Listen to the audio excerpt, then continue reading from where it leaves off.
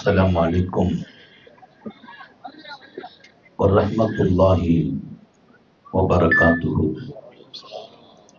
الحمد لله نحمده ونستعينه ونستغفره ونؤمن به ونتوكل عليه ونعوذ بالله من شرور أنفسنا ومن سيئات أعمالنا. من يهده الله فلا مضل له ومن يضلل فلا هادي له ونشهد أن لا إله إلا الله وحده لا شريك له ونشهد أن سيدنا ونبينا ومولانا محمدا عبده ورسوله أرسله بالحق بشيرا ونذيرا وداعيا إلى الله بإذنه وسراجا منيرا. صلى الله على سيدنا محمد وآله الأبرار وأصحابه الأخيار وأزواجه الطيبات الطاهرات. أوصيكم عباد الله وإياي أولا بتقوى الله أما بعد. فأعوذ بالله من الشيطان الرجيم. بسم الله الرحمن الرحيم. والذين صبروا ابتغاء وجه ربهم وأقاموا الصلاة وأنفقوا مما رزقناهم سرا وعلانية ويدرؤون بالحسنة السيئة أولئك لهم عقبى الدار. صدق الله مولانا العظيم. وقال نبي الله سيد البشر محمد رسول الله صلى الله عليه وسلم إن للدنيا أبناء وللآخرة أبناء كونوا من أبناء الآخرة ولا تكونوا من أبناء الدنيا دنيا. صدق نبي الله صلى الله عليه وسلم.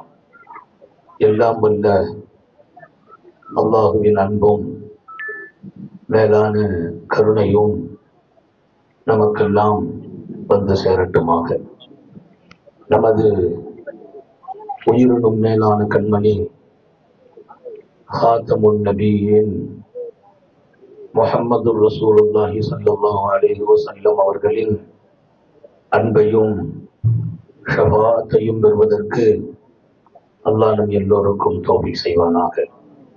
அல்லாஹ் ரஹ்மான் நமக்கும் நம்முடைய பெற்றோர் மனைவி மக்கள் குடும்பத்தார் யாவருக்கும் உயிருள்ள வரையிலும் உடல் சுகத்தை நசீபாக்கி தருவானாக. மருத்துவமனை கஷ்டம், அதன் சிரமம், செலவுகளிலிருந்து நிரந்தரமான பாதுகாப்பை அல்லாஹ் நம் எல்லோருக்கும் கொடுத்தருள் புரிவானாக. வானம் பூமியினுடைய ஆபத்துகளை விட்டும், முசீபத்துகளை விட்டும், கெட்ட முடிவுகளை விட்டும் நம்மையும் நம் குடும்பத்தையும் பாதுகாத்து அருள் புரிவானாக. அவனுடைய படைப்புகளின் தீங்குகள் அனைத்திலிருந்தும் நம்மையும் நம் சமூகத்தையும் காத்தருள் புரிவானாக. அல்லாஹுவின் மகத்தான பேரருளால் மிகச் சிறப்பான மஸ்ஜிதின் திறந்து வைக்கிற நல்லதொரு பாக்கியமான இந்த நிகழ்வில் சமூகத்தினுடைய பாக்கியமான நற்காரியத்தை எப்போதுமே முன்னின்று அதிலே ஒரு முனைப்போடு செயல்படுகிற என்னுடைய நீண்ட நெடுங்காலத்தினுடைய நட்பையும் துஆவையும் பெற்றிருக்கிற மரியாதைக்கும் அன்புக்கும் நிறைந்த அல்ஹாஜ் கபீர் அலி சாஹிப் அவர்கள் மிகச் சிறப்பான நல்ல பணிக்கு சொந்தக்காரர் மாத்திரமல்ல, இந்த பகுதி நான் வருவதாக இருந்தால் ஹாஜியாருடைய தொடர்பில் தான் வருவது. இங்கிருந்து ஒரு 100 கிலோமீட்டர் அவங்க நம்மை அழைத்து நான் போகிற வரையிலும் உடன் இருக்கிற பழக்கம்.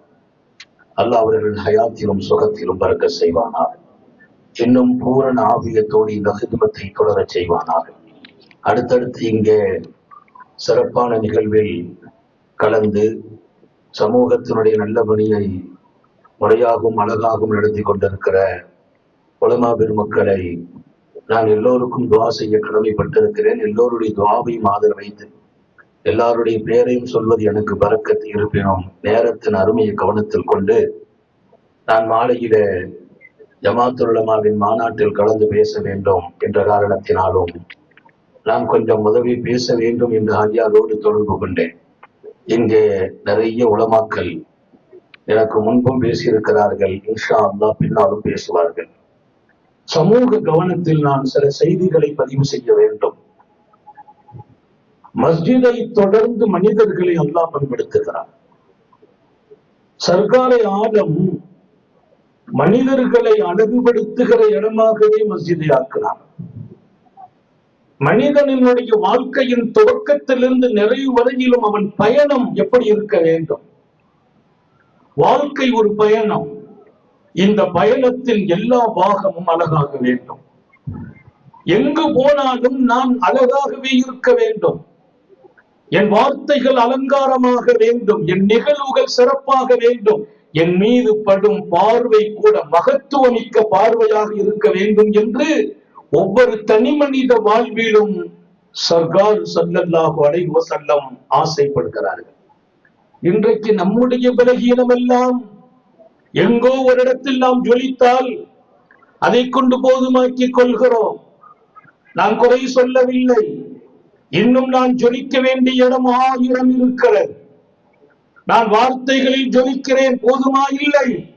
குணத்தில் ஜொலிக்கிறேன், போதுமா இல்லை. என்னுடைய இல்மால் அமல்களால் ஜொலிக்கிறேன், போதுமா இல்லை. நான் ரப்பை அடைகிற வரையிலும் ஜொலிக்க வேண்டும். ரப்பின் பக்கம் நான் எடுத்து வைக்கிற ஒவ்வொரு எட்டிலும் நான் ஜொலிக்க வேண்டும். சர்க்காரை ஆலம் ஸல்லல்லாஹு அலைஹி வஸல்லம் வீட்டிலிருந்து பள்ளிவாசலுக்கு வரும் வருகையை அழகாக சொல்வார்கள். நீ எடுத்து வைக்கும் எட்டு உன்னை உயர்த்துகிறது என்கிறார்கள். என்ன பெரிய காரியம் அது! வீட்டிலிருந்து பள்ளிவாசலை நோக்கி நீ கால் எடுத்து வைத்தால் ஒரு எட்டை வைக்கும் போதும் உன் அந்தஸ்து உயர்கிறது, உன் பாவம் மன்னிக்கப்படுகிறது. முஹம்மது ரசூலுல்லாஹ் நன்மைகளும் தரப்படுகிறது. நன்மை தரப்படுகிறது என்பது நல்ல காரியங்களுக்கு நடந்தால் போதுமானது. அதை தாண்டி பாவம் மன்னிக்கப்படுகிறது. அது அல்லாஹ்வின் பேரருள். இதற்கெல்லாம் மேலால் ரஃபு தரஜாத்திக்கும் உங்கள் அந்தஸ்துகள் உயர்த்தப்படுகிறது. இதுதான் நம்முடைய இலக்கு. நன்மைகள் கிடைப்பதல்ல, பாவங்கள் மன்னிக்கப்படுவதற்கு மேலால் ஒரு அந்தஸ்து இருக்குமானால் நமது அந்தஸ்துகள் உயர்த்தப்பட்டு கொண்டே இருக்க வேண்டும். அல்லாஹ் திருக்குர்ஆனில் அந்தஸ்துகள் உரியவர்களை பற்றி பேசுகிறார். சொர்க்கவாசிகள் எத்தனை அந்தஸ்துக்குரியவர்கள் என்று சொல்கிறார். சர்க்காரே காயினாத்து ஸல்லல்லாஹு அலைஹி வஸல்லம் ஒவ்வொரு தனி மனிதனும் வாழ்வால் அந்தஸ்துகள் உயர்த்தப்பட வேண்டும். அது எங்கே கிடைக்கும்? எப்போது கிடைக்கும்? நான் இங்கே பதிவு செய்வேன். எல்லோரும் எடுக்க வேண்டும். இது குறிப்பிட்டவர்களுக்காக பேசப்படுகிற செய்திகள் அல்ல. ஆண்களும் பெண்களும் இளைஞர்களும் சமூகத்தின் பெருமக்களும் முன்னோடிகளும் தங்கள் வாழ்க்கையை அழகாகவே அமைக்க முயற்சிக்க வேண்டும். நான் வாழ்கிற காலம் வரையிலும் பொய் சொல்லக்கூடாது. நான் பெருமைக்காக பேசுவதில்லை. கிட்டத்தட்ட 35 ஆண்டுகள் எனக்கு பொய் சொல்ல தெரியாது. நான் பொய் சொன்னதில்லை. ஏன்? அல் முஃமினு லா யக்திப், ஒரு மூமின் பொய் சொல்ல மாட்டான் சொன்னார்கள் சுந்தர நபிகள் ஸல்லல்லாஹு அலைஹி வஸல்லம். 1000 சோதனைகள் வரட்டும், நாவுகள் உண்மையை உச்சரிக்கும் இடத்தில் நான் இருக்கிற போதெல்லாம் நமது சொற்கள் லட்சோபலட்ச இதயங்களுக்கு சிகிச்சையாக மாறுகிறது. நமது நாவுகளின் பரிசுத்தம் 1000 இதயங்களின் பரிசுத்தம். நம்முடைய ஒரு நாவு பரிசுத்தம், 1000 இதயங்கள் பரிசுத்தம். நீங்கள் உண்மையாளர்களா? உங்கள் மனைவி பரிசுத்தம் அடைகிறாள், உங்கள் பிள்ளைகள் பரிசுத்தம் அடைகிறார்கள், உங்களை சார்ந்திருப்பவர்களுக்கு பரிசுத்தம். அப்படியானால் நான் எங்கே வாழ வேண்டும், இன்னும் எத்தனை பெரிய நிலையில் நான் என்னை அழகுபடுத்த வேண்டும். ஒவ்வொரு நிமிடமும் கவனம் சிதறவே கூட அல்லாஹ்வோடு என் கவனம் முழுக்க முழுக்க இருக்க வேண்டும். நான் அடிக்கடி சொல்றேன், அல்லாஹ்வை மறுக்கிற ஒரு நேரம் இருக்கும் என்றால் அந்த நேரத்துக்குள்ள ரப்பே என்ன மௌத்தாக்கி. ஏன்? நினைவில் இருக்கும்போது ஒரு பெரிய. இன்னைக்கு நாங்க பையத்து கொடுக்கிறோம், முரீதுகளுக்கு மூச்சு இருக்கிற கொடுக்கிறோம். மூச்சு எப்படி தெரியுமா? அல்லாண்டு வாங்கிறது, அல்லாண்டு விடுறது. உள்வாங்கும் மூச்சும் அல்ல, வெளியே கொண்டு போற மூச்சும் அல்ல. அவர் ரூஹு எந்த மூச்சில் நின்றாலும் அல்லாண்டே நிற்கும். அவன் நினைவை விட்டும் தூரமாகி வாழ்கிற வாழ்க்கையில் என்ன அழகு என்று கேட்கிறேன். இன்னும் உங்களுக்கு விளங்க சொல்கிறேன், அந்த வாழ்க்கையில என்ன பாதுகாப்பு இருக்கிறது? அவனை மறந்து வாழ்கிற வாழ்க்கை பாதுகாப்புக்குரிய வாழ்க்கையா? பள்ளிவாசல் அல்லாஹ்வை நினைவு கூறுகிற இடம். அல்லாஹ் திருக்குரானிலே அழகாக சொல்வான், என் நினைவு உங்கள் இதயத்தில் வர வேண்டும், தொழுகை நிலைநாட்டுங்கள். தொழுகைங்கிறது நோக்கம் அல்ல அல்லாஹ்வுக்கு, அவன் நினைவு நமக்கு வரணும். என் நினைவு வரணும். இன்னைக்கு நம்முடைய பெரிய கவலையும் கை சேதமும் தக்பீர் கட்டினாலும் அவன் நினைவு வர்றதில்லை. தொழுகை நடக்குது, 4 ரக்காத்து இல்ல 40 ரக்காத்து தொழுது முடித்தோம், அவன் நினைவில்லாமல் தொழுது முடித்தோம். அந்த தொழுகைக்கு என்ன பொருள் என்று நான் கேட்கிறேன். தொழுகையை நிலைநாட்டுவதை என் நினைவுக்காக என்று சொன்ன ஆயத்து திருக்குரானில் ஆழம். 1000 மனிதர்களுக்கு பாடம் அது. எனவே வெறுமனே தொழுகையை நிலைநிறுத்துவதல்ல, தொழுகையில் என் நினைவு இருக்க வேண்டும். அதை தாண்டி என் நினைவு வருவதற்கு தொழுகை, அல்லாஹ்வின் நினைவு நமக்குள்ளே ஹயாத்தாகுவதற்கு தொழுகை. சங்கமிக்கவர்களே, வாழ்க்கை என்பது அல்லாஹ் கொடுத்த வெகுமதி. ஒரு நிமிஷம் நம்ம வாழ்கிற வாய்ப்பு கிடைத்தால் அதற்கு 1000 முறை அல்லாஹ்வுக்கு நன்றி சொல்லலாம். என்ன தவம் செய்வோமோ, இத்தனை காலம் வாழ்கிற வாய்ப்பை அல்லாஹ் கொடுத்தான் என்பதற்கு. எந்த நிமிடத்தில் என்னுடைய வாழ்க்கையினுடைய உயர்நிலை அல்லாஹ் தீர்மானிப்பான் என்று சொல்ல முடியாது. காலம் பூரா முயற்சி எடுப்போம், அவன் தீர்மானிக்கிற நேரம் ஒரு செகண்ட். எந்த நேரத்தில் யாரை தேர்ந்தெடுப்பான்? அப்ப எந்த நேரமும் அவன் மறக்கப்படாத நேரமாக இருக்க வேண்டும். அவன் நினைவு உள்ள நேரமாக எல்லாம் இருக்கும். ஒரு நிமிடம் அவன் தேர்ந்தெடுக்கிற நேரம், அந்த நேரம் அடுத்த நமது வாழ்க்கையினுடைய தலைவிதி மாறுது மட்டும் சொல்லல, லட்சோப லட்ச மக்களின் தலைவிதியை நம்மை கொண்டே மாற்றி அமைப்பான். ஆனால் அவன் தேர்ந்தெடுக்கிற நேரம் நான் அதற்கு தயாராக இருக்க வேண்டுமா இல்லையா? ஒரு ஹதீஸ படித்தேன். பள்ளிவாசலில் ஒருவர் தன் பிரச்சனைக்காக அல்லாஹ்ட்ட கேட்டார், தீர்வு கேட்டார், நெருக்கடியை சொல்கிறார், சிரமம் என்று போதிக்கிறார். அங்கே இருப்பவர்கள் எல்லாம் கேட்கும் போது எல்லோருக்கும் பாடம் நடத்துகிறார். நான் பெரிய சிரமத்தோடு இங்கே வந்திருக்கிறேன், என் பிரச்சனைக்கு தீர்வு கிடைத்தால் மசீதை விட்டு வெளியில போவேன். அல்லாஹ் வரவே இருக்கிறான். எத்திகாபு எதுக்குங்கிறீங்க? அவன் வாசல்ல கதி அடைந்து நீ கிடைச்சா வெளியில போறேன்னு சொல்லி உட்கார்ற இடம் தான் ஏத்திகாப். அல்லாவை வாங்கி அல்லாவை அடைஞ்சிட்டு தான் வெளியில வர்றது. அல்லாஹ் நம்ம எல்லாருக்கும் தௌபீக் செய்வானாக. ரமதானை பாக்கியமாக்குங்கள். 10 நாள் ஏத்திகாப்பை பழக்கப்படுத்துங்கள். அந்த 10 நாள் வெளியில சுத்தி ஒண்ணும் கிடைக்க போறது இல்லை. பள்ளிவாசல்ல இருந்து பாருங்கள், அந்த இன்பத்துக்கு நிகர் இன்னொரு இன்பம் இல்லை. ஏத்திகாப்பின் இன்பத்துக்கு நிகர் இன்னொரு இன்பம் இல்லை. அது ஒரு பெரிய பாக்கியம். சதாவும் அவன் நினைவு, எழுந்திரித்தால் அவன் நினைவு, படுத்தால் அவன் நினைவு. அப்படி ஒரு நசீப் ரமதானின் கடைசி 10 அன்னலார் ஹயாத் வரைக்கும் இருந்தார்கள் என்று இமாம் புகாரி எழுதுவார்.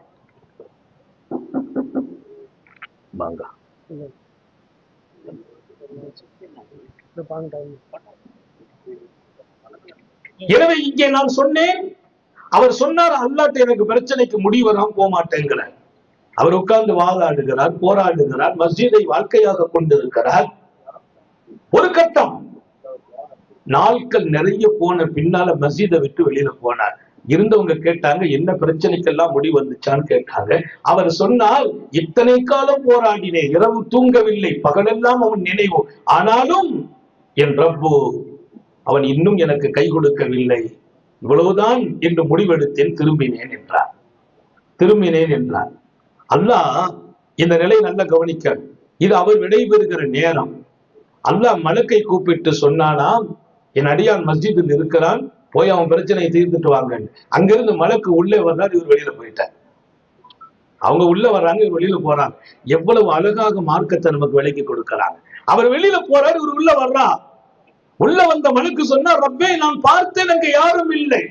அல்லாஹ் பதில் சொன்னால், அஜல ரப்பி அஜல அப்தி, என் அடியான் கொஞ்சம் அவசரப்பட்டான் என்கிறார். அவர் சொல்றார், பல வருஷமா காத்திருந்தேன் என்கிறார், பல ஆண்டுகளாக இயங்குகிறேன் என்கிறார், கண்ணீர் வடித்தேன் என்கிறார், கையேந்துகிறேன் என்கிறார், இரவு விழித்தேன் என்கிறார். அப்போதெல்லாம் அல்லாஹ் அமைதியோடு இருக்கிறார். அவர் வெளியே கிளம்புகிறார் பொறுமையை தாண்டி.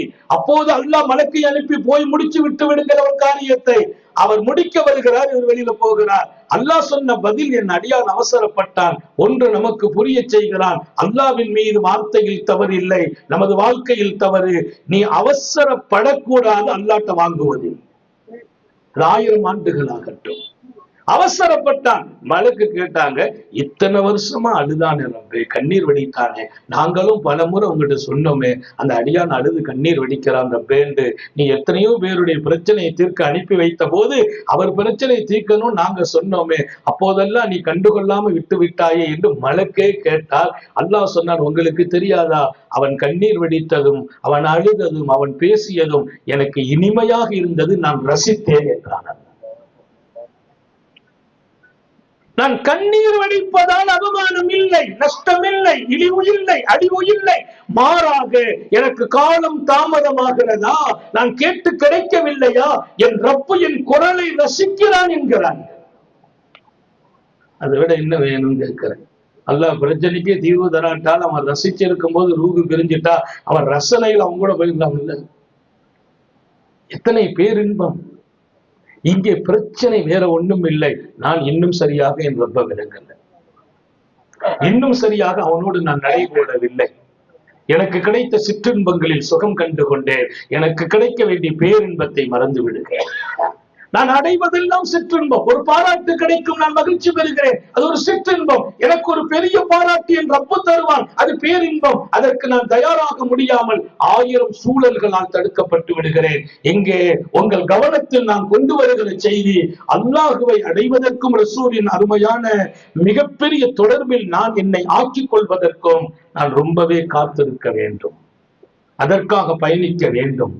மஸ்ஜிதுகள் எல்லாம் அப்படிப்பட்ட நசீபுகளை நமக்கு கொடுக்கிற இடம். ஸல்லல்லாஹு அலைஹி வஸல்லம் பள்ளிவாசலோடு ஒரு மோமினின் தொடர்பு எப்படி இருக்கணும்னு சொன்னாங்கன்னா, அவர் பள்ளிவாசலை விட்டும் இதா ஹரஜா, வெளியில் போவார். ஹதீஸ் புகாரி ஷரீஃப்ல வருது, ஓ கல்புகு முஅல்லகுன் பில் மஸ்ஜித், பள்ளிவாசல்ல சட்டையை கலட்டி தொங்க விட்டுட்டு போற மாதிரி அவர் இதயத்தை தொங்க விட்டு விட்டு வெளியில போயிடுவார். நல்லா கவனிக்கணும். சட்டையை கலட்டி ஹேங்கர்ல போடுற மாதிரி அவர் கல்ப பள்ளிவாசல்ல வச்சுட்டு போயிடுவார். அவர் பஜாருக்கு போவார், மனைவியோடு இருப்பார், பிள்ளைகளோடு இருப்பார், அவர்தான் இருப்பார். உடல் இருக்கும், கல்பு மஸ்ஜிதில் இருக்கும். பள்ளியை விட்டு வெளியே போகிற போது கல்புகு முஅல்லகுன் பில் மஸ்ஜித், பள்ளிவாசலில் கல்பு இருக்கும். அப்படியானால் இவர் வாழ்க்கை எங்கும் போகும், எங்கும் இருக்கும். ஆனால் அவர் இதயம் அல்லாஹுவோடும் மஸ்ஜிதோடும் இருக்கும். அவர் அல்லாஹுவின் அர்ஷில் இருப்பார் என்றார்கள் ஸல்லல்லாஹு அலைஹி வஸல்லம். அல்லாஹ் அந்த மனிதர்களில் நம்மை ஆக்கி வைப்பானாக. நம்ம இன்னைக்கு வீட்டுக்கு போறோம், பள்ளிவாசலுக்கு வர்றோம், நம்ம கல்பு எந்த காலத்திலையும் அல்லாஹ்வோடு பள்ளிவாசலோடு வைக்க முடியறது இல்லையே. மாறாக நம்ம பள்ளிவாசலுக்குள்ள இருக்கிறோம், கல்ப வீட்டுல தொங்க வச்சுட்டு வந்துடுறோம், கடையில தொங்க வச்சுட்டு வந்துடுறோம். சட்டையை ஹங்கர்ல போட்டுட்டு போற மாதிரி கல்ப மஸ்ஜிதுல வச்சுட்டு போகிற மனிதர்கள் அர்ஷ் நிழல் என்கிறார்கள் பெருமானார். நம்ம கல்ப கடையில வச்சுட்டு பள்ளிவாசலுக்குள்ள நுழைகிறோம். பள்ளிவாசலுக்குள்ளேயே அவசர அவசரமா தொழுதுட்டு யாராவது கஸ்டமர் போயிடக்கூடாதுன்னு ஓடி விடுகிறோம், வீட்டுல பிரச்சனைன்னு ஓடி விடுகிறோம். நான் குறை சொல்ல வரவில்லை, என் வாழ்க்கை இன்னும் அழகாக வேண்டும் என்று மாத்திரம் ஞாபகப்படுத்துகிறேன். நான் கடக்க வேண்டிய இடம் ரொம்ப தூரம் இருக்கிறது. ஒவ்வொரு பள்ளிவாசல்களும் எழுப்பப்படுகிற போதெல்லாம் அல்லாஹுவின் அல்லாஹ்வுடையவர்கள் உருவாக வேண்டும் என்பதுதான் அழகிய நோக்கம். வெளிரங்கம், இந்த பக்கத்துல இருக்கிறவங்க தொழணும், வரணும், இபாதத் செய்யணும், இல்முகள் நடக்கணும். இந்த அத்தனைக்கு பின்னாலும் அல்லாஹுவையும் ரசூலையும் ஒரு மனிதன் சந்தோஷப்படுத்த, எல்லாருக்கும் தேவையான மாத்திரம் தான். இங்கே ஆஜியார் சொன்னாங்க, இந்த பகுதியில என்னது சொல்லணுமோ அல்லாஹ் உங்க நாவல போடுவோம் பேசிருங்கண்டா, அதான் தலைப்பு. இந்த பகுதிக்கு என்னவோ உங்க நாவல் அல்லாஹ் போடுவோம் பேசியிருங்க. ஆஜார் கொடுத்த தலைப்பு. நான் சொல்வது, இந்த மஸ்ஜித் உங்களை அலங்காரப்படுத்த வேண்டும். நீங்கள் வருவதால் பள்ளிவாசல் அலங்காரமாகுவதில்லை, பள்ளிவாசலுக்கு நீங்கள் வருவதால் நீங்கள் அலங்காரமாகுவீர்கள். உங்கள் அழகு இன்னும் கூடுகிற. ஆனால் இங்கே நீங்கள் உங்களை வளர்த்துக் கொள்ளுங்கள், உங்கள் கவனத்தை அல்லாஹ்வோடு ஆக்கிக் கொள்ளுங்கள். இதில் மிக முக்கியமான சில அம்சம், அல்லாஹ் ரசூல் ஒண்ணு விரும்புறாங்கன்னா அதுல நம்ம முழுக்க ஆயிரம், நம்ம விருப்பத்தை கொஞ்சம் தூக்கி வெளியில வச்சிடும். அல்லாஹ் ரசூல் விரும்புறாங்க, நமக்கு கொஞ்சம் அதுல உடன்பாடு கம்மி, கம்ப்ளீட்டா மாறிடும். குர்ஆன் ஷரீஃப்ல ஒரு அழகான வரலாறு அல்லாஹ் சொல்றான். மாக்கல் பின் யசார், நான் உரிய நேரத்துல முடிச்சிருந்தேன். ஏன்னா இந்த செய்திகளை எல்லாம் பேசி முடிக்கிறதுக்கு நேரம்லாம் கிடையாது. கிடைக்கிற நேரத்துல கொஞ்சத்தை பயன்படுத்திக்கிறது. இது காலமெல்லாம் நான் என் ரப்பை அறிய வேண்டும், அவனை குறித்தான பாடம் என்பது அது இர்ஃபானுடைய பாடம். அந்த பாடம் காலம் பூரா நடத்தல், இரவு பகல் அல்ல. அதற்கு மாக்கல் பின் யசாரை பற்றி திருக்குர்ஆன் சொல்லுகிறது. அவர் ரொம்ப நல்ல மனிதர், சர்காரி ஆலமின் சொஹபத்தில் வாழ்ந்தவர், அழகான நெருக்கம் அண்ணனாரோடு, குடும்பத்தில் ரொம்ப இனிமையான நண்பர். அல்லாஹ் நம்ம எல்லாரையும் ஆக்கி வைப்பானால. குடும்பத்துல முதல்ல நண்பராக இருக்க பழகுங்க. கணவனுக்கு மனைவியாக, மனைவிக்கு கணவனாக அல்ல நண்பனாக, பிள்ளைகளுக்கு தந்தையாக அல்ல பிள்ளைகளுக்கு நண்பனாக. ஒரு நல்ல தந்தை நல்ல நட்போடு இருக்கான், ஒரு நல்ல கணவன் நல்ல நட்போடு இருக்கான். நட்புணர்வு என்பது ஊர்ல வச்சிருக்கிறோம், வீட்டுல வைக்க.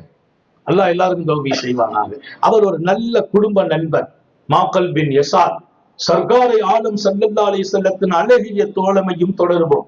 அவர் தன் சகோதரி, குடும்ப வாழ்க்கையில ரொம்ப நெருக்கம். அவர் சகோதரி ஒருத்தர் கல்யாணம் முடிஞ்சார். மாக்கல் பின் யசார் ரொம்ப பார்த்து பார்த்து நிக்கா செய்து வச்சாங்க. அவர் பிரியப்பட்டு கேட்டு வந்தார், கொடுத்தாங்க. கொஞ்ச நாள் வாழ்ந்து விட்டு ஏதோ அவங்களுக்குள்ள ஏற்பட்ட மனக்கசப்பில் தன் சகோதரி அவர் தலாக் சொல்லிவிட்டார். அவர் தலாக்கு சொன்னதை இவங்களால தாங்க முடியல. ஏன்? தன் சகோதரி, அவன் நான் சொன்னேன் ஒரு நல்ல நண்பர், அவர் தன்னுடைய சகோதரிகளுடைய வாழ்க்கையின் அழகில் கவனம் செலுத்தியவர். தன் கூட பிறந்த சகோதரியை ஒரு மாப்பிள்ளையை பார்த்து கஷ்டப்பட்டு தியாகம் செய்து கல்யாணம் முடிச்சு கொஞ்ச நாளே அவர் வேண்டாம் சொன்னா மனசு ஏற்குமா? மனசு ஏற்கல. ரொம்ப சங்கடப்பட்டார், ரொம்ப வருத்தப்பட்டார். ஒரு இன்னொரு ஆள் வாழ்க்கையை அமைச்சு கொடுக்கணும்னு நினைக்கிறார். இங்கே தலாக்கு சொன்ன பின்னால் கொஞ்ச நாள் கழிச்சு அதே மாப்பிள்ளை மீண்டும் கேட்டு வருகிறார். அதே மாப்பிள்ளை கேட்டு வருகிறார். இவர் பிடிவாதம் பண்ணார், கொடுக்கவே மாட்டேன்.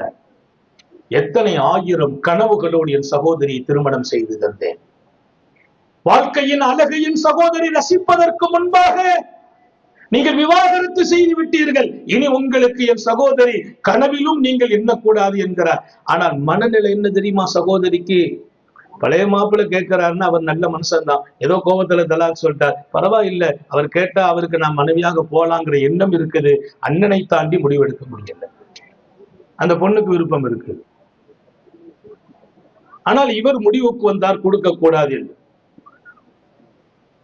வல்ல ரஹ்மான் திருக்குர்ஆன் வசனம் இருக்கிறோம். அவர்கள் தங்கள் சகோதரர்கள் அவங்களுக்குள்ள பழைய மாப்பிள்ள விருப்பப்படுறாரு, அந்த பொண்ணும் விருப்பப்படுறாங்கன்னா அவங்க ரெண்டு பேருக்கும் உள்ள விருப்பம் வந்த போது, நிக்கா செய்ய ஆசைப்படுற போது, வலா தஅதுலுஹுன்னா, நீங்க தடுக்க கூடாதுன்னு அல்லாஹ் வசனத்தை வைக்கிறான். இதா தராமோ, அவங்களுக்குள்ள திருப்தி இருக்குது, மனைவி வாழணும்னு நினைக்கிறாங்க. ஆனா விவாகரத்து பண்ணப்பட்ட பெண்ணு தான் பழைய மாப்பிள்ளை பிரியப்படுறார்.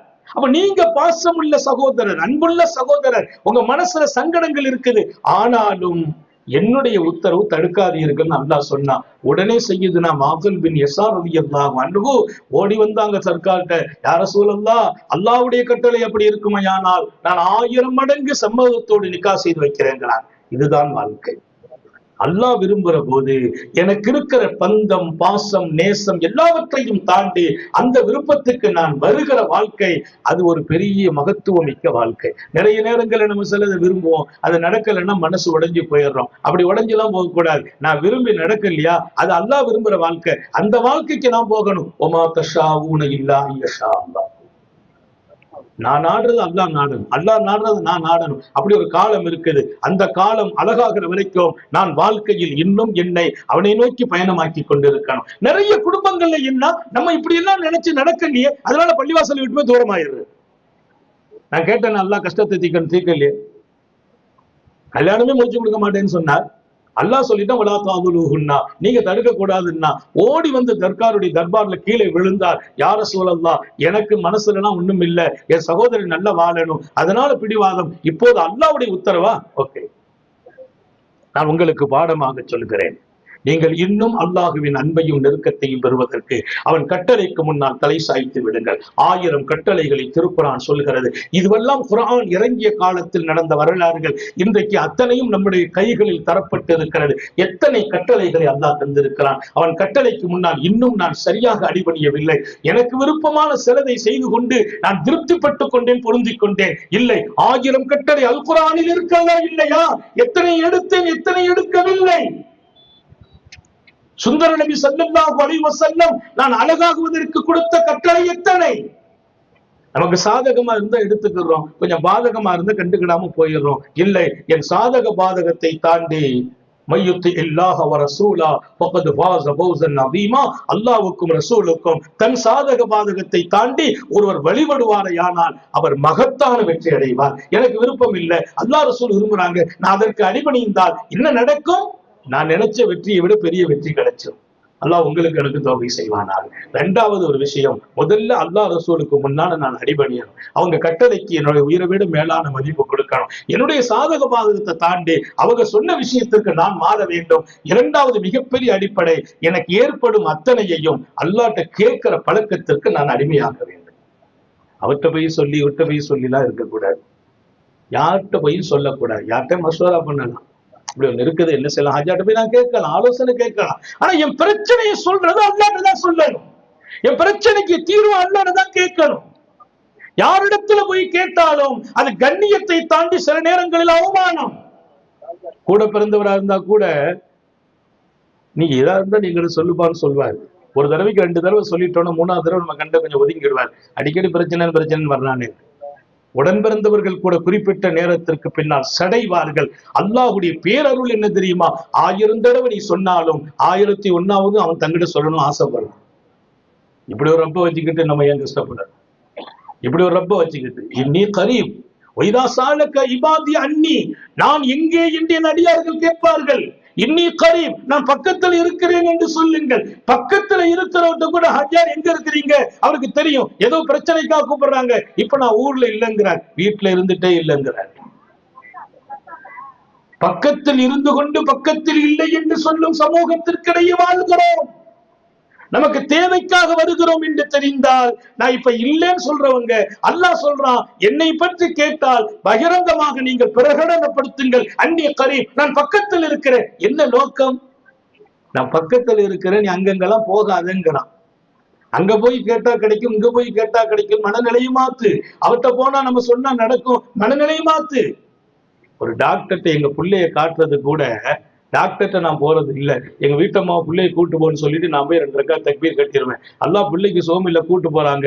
எந்த டாக்டரை பார்க்கணும்னு நீ முடிவு செய்கிறாயோ அந்த டாக்டர்கிட்ட அனுப்பிவை. எந்த நோயும் அந்த நோயை வந்து அந்த டாக்டரால் அறியச்சை. அதற்கு என்ன மருந்து, அந்த மருந்து அவர் மனசுல உதயமாக்கு. நிறைய நோய் கடைசி வரைக்கும் நோய் கண்டுபிடிக்கப்படாமல் மருத்துவம் செய்யப்பட்டு கடைசி வரைக்கும் சிரமம் தான். என்ன நோயின்றே கண்டுபிடிக்கப்படாம போயிடும். பொய்யல்ல நீங்க ஸ்கேன் எடுத்து பாருங்க, அதுல ஒண்ணும் பிரச்சனை இல்லை, அதுல பிரச்சனை இல்லை, இதுல பிரச்சனை இல்லை, எல்லா ரிப்போர்ட்டும் கரெக்டா இருக்குது, ஆனா நோய் தீர இல்லை. கடைசியில டாக்டர்களே சொல்லுவாங்க, ஆச்சரியமா இருக்குது, எல்லாம் கரெக்டா இருக்குது. இது நான் பண்றது. எப்ப டாக்டர்கிட்ட போ, மருத்துவம் செய்யணும், அது சுன்னத்.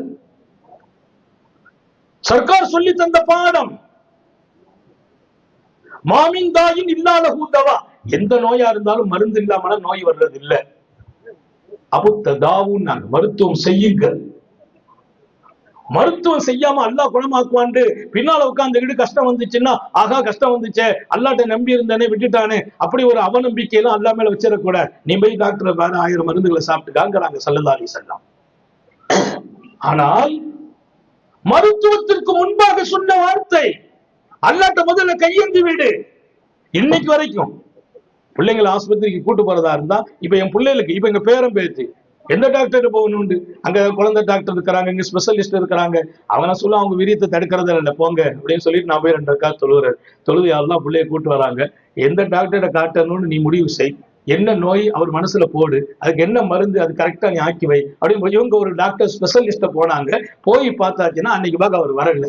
எனக்கு அங்கிருந்து தகவல் கொடுக்குறாங்க அவர் வரல. இப்ப வேற நம்ம ஊர்ல ஒரு குழந்தை டாக்டர் இருக்காம அங்க வந்துரு, குழந்தை டாக்டர் ஊர்ல இருக்கிறதுன்னு காட்டினாங்க. அது சுகமாயி போச்சு.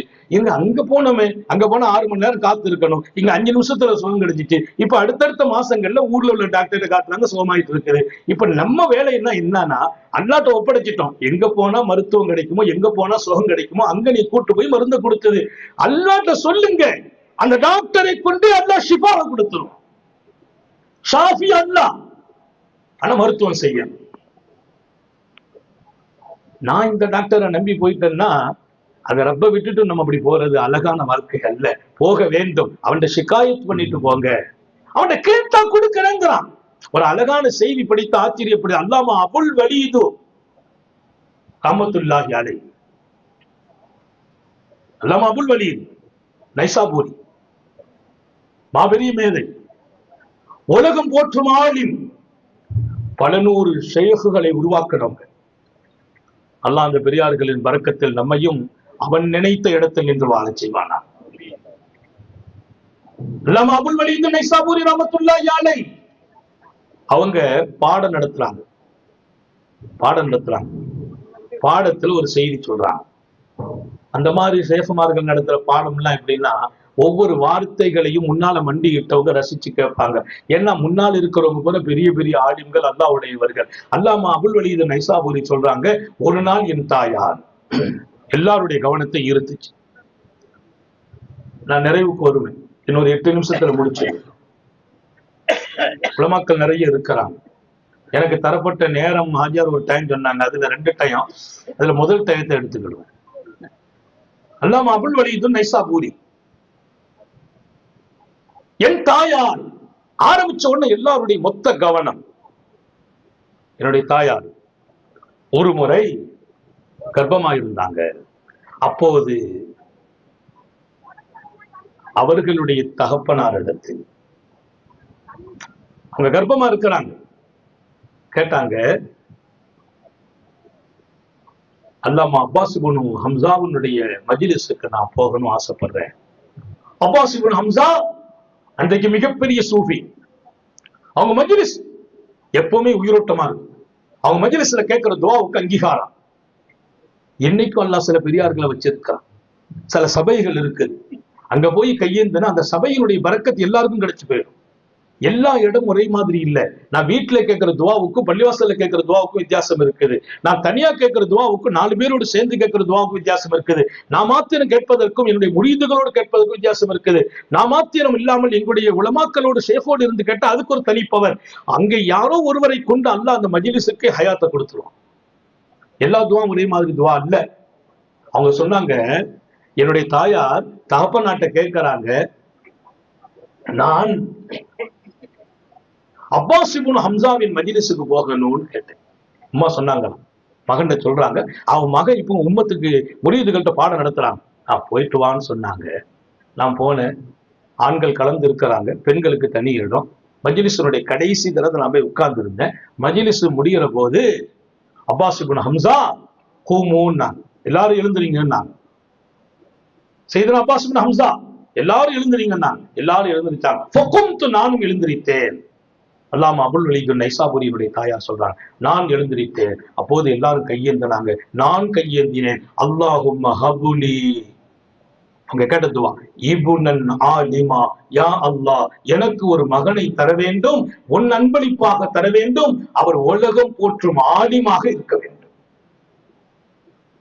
ஒவ்வொரு நல்ல தாயின் அழகான வார்த்தைகளும், ஒரு நல்ல தாயின் அழகான அரவணைப்பும், ஒரு நல்ல தாயின் அருமையான இறை தொடர்பும் மிகச்சிறந்த வழிமார்களை இந்த மண்ணில் அன்றைக்கும் இன்றைக்கும் நடமாட வைத்திருக்கிறது. உலகம் போற்றும் ஒரு பெரிய ஆலிமை எனக்கு மகனாக நீ கொடுன்னு நான் கேட்டேன். அம்மா கர்ப்பமா இருக்கிறாங்க. கேட்டேன். மஜ்லிஸ் முடிந்தது. வீடு வந்தேன். ராத்திரி தூங்கினேன். தூக்கத்தில் ஒருவர் வந்தார். காலில் ஒருவர் வந்து சொன்னார், என்னை பார்த்து சொன்னார், நீங்கள் ஒரு ஆண் மகனை பெறுவீர்கள். கர்ப்பத்தில் இருக்க புள்ள ஆண்மகனை பெறுவீர்கள். அந்த பிள்ளை அல்லாஹ் ஆலிமாக்குவான். அந்த பிள்ளை வாழும், அவர் தந்தை வாழும் காலம் வரையிலும் வாழும். அவர் தந்தை எப்படி வாழ்கிறார்? அம்மாட்ட சொல்றாங்க, தந்தை வாழும் காலம் வரைக்கும் புள்ள வாழும் அப்படின்னு சொன்னாங்க.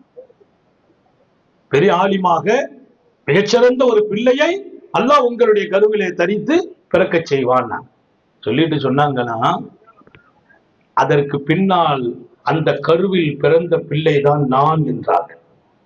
அல்லாமா அபுல் வலீத் நைசாபூரி ஒரு செய்தி சொல்றது முக்கியம் இல்லை, அந்த நிகழ்வை சொல்றாங்க பாருங்க. 1000 கண்கள் கண்ணீர் வடிக்கிறது. என்ன அப்படி ஒரு பிள்ளை எங்க பிறந்துச்சு? அப்படி ஒரு அல்லாமாவது பிறந்துச்சா? நான் பிறந்த பிள்ளையை சொல்கிறார்கள். நான் அந்த துஆ என் தாயார் கேட்கிறார்கள். அபுலி இப்னன் ஆலிமன், மகத்தான மார்க்க மேதை எனக்கு பிறக்க வேண்டும். அன்று இரவு கனவிலே எனக்கு அறிவிப்போ, நீங்கள் ஒரு ஆலிமான பிள்ளையை ஆக்கப் போகிறான் அல்லாஹ் உங்கள் கருவில். அது உலகம் அவருக்கு பின்னால நிற்கும் என்று. அந்த தந்தை வாழ்வதை போல் வாழ்வார் அப்படின்னு சொன்னாங்க. தந்தை 72 வயது வாழ்ந்தார்கள். அல்லாமா அபுல் வலீத் நைசாபூரி சொன்னாங்க, இப்போது எனக்கு வயது 72. 72 வயது வாழ்ந்தார்கள். இப்போது எனக்கு வயது 72 என கனவுல சொல்லும் போது தந்தை வாழ்ந்ததை போல் வாழ்வார். அவங்க ஒரு பெரிய ஆலிம். எனக்கு வயசு, அவங்களுக்கு வயசு 72. 72ல வஃபாத் ஆனாங்க. எனக்கு இப்போது வயசு 72 சொல்லி பாடத்தை முடிச்சாங்க. இங்க எல்லாருக்கும் ஒரே கண்ணீர். ஏன்னா 72 வயசு எனக்கும் ஆயிட்டுங்கிறாங்க. அது வரைக்கும் அவங்க வயசு எங்களுக்கு தெரியாது. ஆனா அவங்க தந்தை 72 வயசுன்னு உம்மா சொல்லிட்டாங்க. இப்போது அவங்க பேசி முடிக்கிறாங்க. அடுத்த நாளும் பாடம் நடந்தது, அடுத்த நாளும் நடந்தது. இந்த பயானை அவர்கள் செய்து முடித்த 4வது நாள் வஃபாத் ஆயிட்டாங்க. இந்த பயான் முடிந்த 4ஆம் நாள் அல்லாமா அபுல் வலீத் நைசாபூரி வஃபாத். 72 வயது. எப்படி தந்தை 72 மரணம்? ஒரு கனவு என்பது கற்பனை அல்ல, ஏதோ தூக்கத்தின் புலம்பல் அல்ல. கனவுக்கென்று பொருள் உண்டு, விளக்கம் உண்டு. சில கனவு அப்படியேயும் நடக்கும். உங்களுக்கு அப்படி ஒரு குழந்தை பிறக்கும் என்று சொன்ன செய்தி கரெக்டாக இருந்தது என்பதை தாண்டி வாழ்ற வயசும் தீர்மானிக்கப்படுகிறது கனவிலே. அதே வயசு வாழ்றாங்க. எங்களுக்கு ஆச்சரியம், இவ்வளவு அழகான செய்தி சொல்றாங்க. நான் 72 வயசுட்டாங்களே, என்ன ஆகுமோன்னா நினைச்சோம். கரெக்டா 4வது நாள் வஃபாத் ஆயிட்டாங்க. ஆரோக்கியமா இருந்து வஃபாத் ஆனவர்கள் அல்லாமா அபுல் வலீத் நைசாபூரி ரஹ்மத்துல்லாஹி அலைஹி. உங்களுடைய ஆழமான இதயத்தில் பதிப்பேன். தேவைகள் இல்லாத மனிதர்கள் இல்லை, பிரச்சனை இல்லாத மனிதர்கள் இல்லை. 1000 சங்கடங்களோடு வாழும் மனிதர்கள் வாழ்கிற உலகம். இதுல எல்லாம் நீங்க நிம்மதியா இருக்கணுங்கிற. பிரச்சனை என்பது என்னை முடக்கிவிடக் கூடாது. நாங்க இன்னைக்கு முரீதுகளுக்கு கொடுக்கிற பெரிய பாடம் இதுதான். பிரச்சனையில் முடங்கி விடாது. நீ முடங்குவதல்ல அல்லாஹ்வுடைய நோக்கம். பிரச்சனைக்கு பின்னால் உன்னை அல்லாஹ் மேம்படுத்தணும். அவன் நினைவில் நீ இருந்தால் பிரச்சனைக்கு மேல நீ நிம்மதியாக நடக்கிறாய். அவனுடைய நினைவில் வாழுங்கள். அவன் தொடர்பை முழுக்க எடுங்கள். மஸ்ஜிதுகள் எல்லாம் அவன் நினைவை கூறப்படுகிற இடம். அல்லாஹு அக்பர், அல்லாஹு அக்பர். நீ அல்ல பெரியவன், உன் பொருளாதாரம் அல்ல பெரியது, உன் பலம் அல்ல, வாழ்வல்ல, உன்னை சார்ந்திருக்கிற பதவிகள் அல்ல. அத்தனைக்கும் மேலால் அல்லாஹுவே பெரியவன் என்ற ஒரே சாட்சி சொல்லப்படும் இடம் பள்ளிவாசல். அந்த அல்லாஹு அக்பரை கேட்கிறோம். அப்பமும் நாம் பெரிய ஆளுங்கிற எண்ணத்தில் வாழ்கிற மனிதர்கள். பொருள் விளங்காதது தானே பிரச்சனை. நான் தக்பீர் கட்டும் போது எனக்கு பிலால நின்று இவர் சொல்வார், மதியம் அல்லாஹு அக்பர், அல்லாஹு அக்பர், காமத்து. நான் போன உடனே குனிஞ்சிருவேன். அடக்கம், எல்லா ஆணவம் எல்லாம் அழிஞ்சிரும். உனக்கு ஒண்ணுமே இல்லை, ஏதோ அல்லாஹ் ஒண்ணு முன்னால நிப்பாட்டி இமாம் ஆக்கி உனக்கு பின்னால இவ்வளவு பேர் நிக்க வச்சிருக்கான். அந்த காமத்து சொல்லி தருகிற பாடம். இவ்வளவு பேருக்கு நான் இமாமா நிக்கிறேன், எனக்கு பின்னால எவ்வளவு பெரிய மக்கள் நிக்கிறாங்க, எவ்வளவு பெரிய ஆலிம்கள்லாம் மாமா நிக்கிறாங்க, எனக்கு எவ்வளவு மரியாதை கொடுத்திருக்காங்க.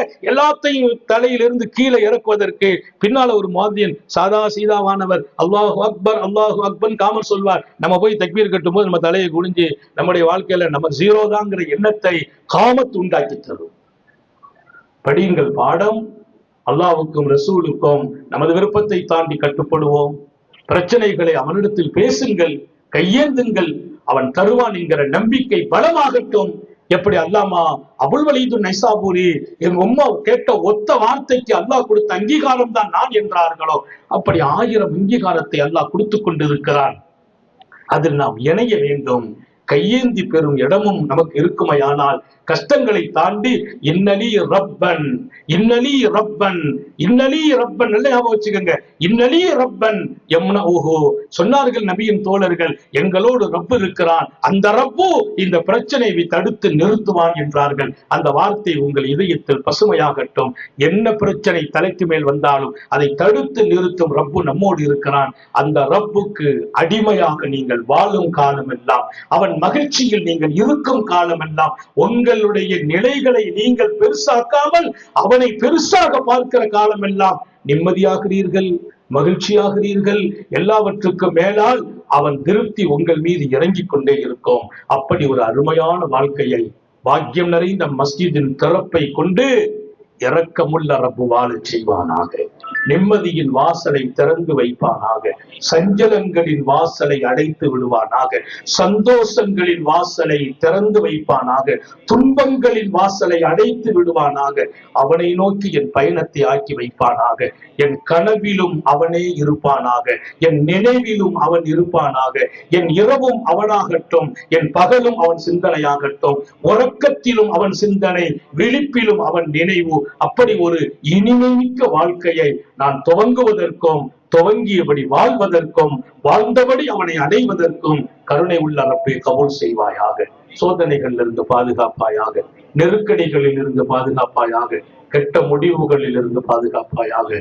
எங்களையும் எங்கள் மனைவி மக்களையும் குடும்பத்தையும் எல்லாம் அல்ல ரப்பே விடும் மூச்சும் எழும் பேச்சும் உன் சிந்தனையாக்கி தருவாயாக. ஓடும் இரத்தத்திலும் அவன் அன்பும் இஷ்கும் கலந்து ஓடச் செய்வாயாக. நாங்கள் பெற்ற பிள்ளைகளை கண்குளிர்ச்சியாக்கி வைப்பாயாக. எங்கள் பிள்ளைகளின் இல்மில், ஈமானில், அமலில், ரிசுக்கில் பரக்கத் செய்வாயாக. எங்கள் பிள்ளைகளுக்கு உரிய காலத்தில் பொருத்தமான ஜோடிகளோடு திருமணங்களை நசீபாக்குவாயாக. குழந்தை இல்லாதவர்களுக்கு ரப்பே குழந்தை பாக்கியங்களை கொடுப்பாயாக. மகிழ்ச்சி இல்லாதவர்களுக்கு ரப்பே மகிழ்ச்சியை கொடுப்பாயாக. கவலையும் சோகமுமே வாழ்க்கையாக்கியவர்களை மீட்டு எடுத்து மகிழ்ச்சியின் வாசலில் நின்று வாழச் செய்வாயாக.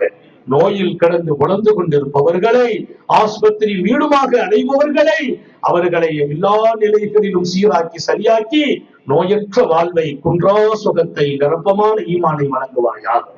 பொருளாதாரத்திலும் வாழ்விலும் வளத்திலும் பறக்க செய்வாயாக. ஒன்னத்தவே இன்னொருத்தட்ட போய் எங்க தேவையை சொல்லிவிடாமல் எங்களை பாதுகாத்து விடுறப்பே, எங்கள் தேவைகளை கேட்கும் இடத்தில் நீ உன்னிடத்தில் நாங்கள் கேட்பவர்களாக ஆக்கி வைப்பாயாக. கொடுக்கும் இடத்தில் நீ இருக்கிறாய், அது 1000 முறை நாங்கள் நம்பி இருக்கிறோம். ஆனால் கேட்பதற்கு நப்சு தடையாகிற போதும், ஷைத்தான் தடுக்கிற போதும் உன் சக்தியை நீ பிரயோகப்படுத்துவாயாக. நீண்ட நெடிய நாட்கள் நோய் நொடிகள் இல்லாமல் உடல் ஆரோக்கியத்தோடு, மன நிறைவோடு, இன்பத்தோடு அல்லாஹுவை நின்று வணங்கி வழிபட்டு வாழும் நசீபையும் பாக்கியத்தையும் எல்லாம் வல்ல அல்லாஹ் உங்களுக்கும் எனக்கும், நம்மை ஈன்றெடுத்த தாய் தந்தையர்களுக்கும், நமது மனைவி மக்கள், உற்றார் உறவினர் யாவருக்கும் கொடுத்தருள் புரிவானாக. புனித ரஜபில் பரக்கத் செய்வாயாக. ஷஅபானில் பரக்கத் செய்வாயாக. ரப்பே ரமலானில் எங்கள் ஆயுளை நீட்டி அடைய செய்வாயாக. பகலில் நோன்புக்கு தடங்களும் தடைகளும் உடல் ரீதியாக, மன ரீதியாக, சட்ட ரீதியாக வந்து விடாமல் பாதுகாப்பாயாக. இரவில் நின்று வணங்குவதற்கும் தஹஜ்ஜத்தும் தராவீகும் நசீபாக்கி கொடுப்பாயாக. குர்ஆனோடு ஓதுவதில் இன்பத்தை தருவாயாக. பகல் நினைவில் உன்னை ஆக்குவாயாக. ரமலான் உன்னை நாங்கள் மகிழ்ச்சிப்படுத்த வேண்டும், நீ எங்களை மகிழ்ச்சிப்படுத்த வேண்டும். அப்படி ஒரு காலமாக அடைய செய்வாயாக. எங்கள் குடும்பத்திற்கும் நசீபாக்குவாயாக. பேரன் பேத்திகளுக்கும் நசீபாக்குவாயாக. எங்கள் கரம் பற்றிய மனைவியர்களுக்கும் நசீபாக்குவாயாக. பெற்றோர்கள் இருப்பின் அவர்களும் அந்த நிம்மதியை சுவைக்க வைப்பாயாக. எங்கள் உயிரினும் மேலான கண்மணி காத்தமுன் நபியின் சர்காரை ஆலம் சுந்தர நபிகள் ஸல்லல்லாஹு அலைஹி வஸல்லம் அவர்களை கனவிலும் நனவிலும் கண்டுகளிக்கும் பெரும் பாக்கியத்தை அல்லாஹ் நம் எல்லோருக்கும் கொடுத்தருள் புரிவானாக என்ற நல்ல துஆக்களோடு உங்கள் எல்லோருடைய துஆவை ஆதரவைத்து, குறிப்பாக மேடையிலும் இங்கே சுற்றி இருக்கிற பரக்கத்தும் அருளும் நிறைந்த உலமாக்களின் உயிரோட்டமான துஆவை, ஷேகுமார்கள் ஹாஜிகளின் பாக்கியம் நிறைந்த துஆவை ஆதரவைக்குவனாக. என் வார்த்தைகளை நிறைவுபடுத்துகிறேன். அனில் ஹம்துலில்லாஹி ரப்பில் ஆலமீன். அஸ்ஸலாமு அலைக்கும் வரஹ்மத்துல்லாஹி வபரகாத்துஹு.